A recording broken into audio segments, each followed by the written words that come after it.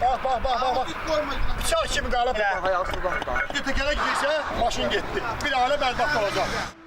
Bakı-Quba yolunun Siyəzənin Yenikənd kəndindən keçən hissəsində Gilgilçay üzərindəki körpüdə yaranan vəziyyət sürücülərin narahatlığına səbəb olub. Körpü üzərindəki gördüyünüz bu problem sürücülər üçün təhlükə mənbəyinə çevrilib.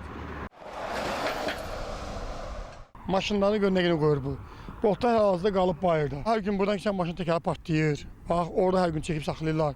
Yəni dəfələrlə özümün də maşın təkəri partlayırmış. Qoğu keçdim. 3-4 gün olar. Hal-hazırda botlar bir dəqiqədə üzdə qalıb. Mişar dəmirə üzdə qalıb. Neçə təkərlər partlayıb burada. Allah eləməsin bir dənə təkər partlasa, ailə ilə nəsə o bir dənə yumbalansa maşın, Allah eləməsin bir abırçılıq ona nə gündədir. Hadisə olsun ki, sonra gəlib tədbir görülsün. Vaxtında görmək lazımdır bu tədbir.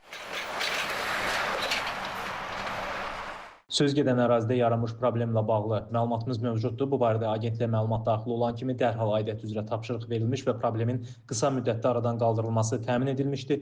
Körpü üzərində temperatur şovunda nasazlıq müşahidə olundu. Dərhal əraziyə təmir briqadası cəlb edildi. Mövcud olan problem tərəfimizdən aradan qaldırıldı. Ərazidə təmir bərpa işləri tam şəkildə yerinə yetirildi.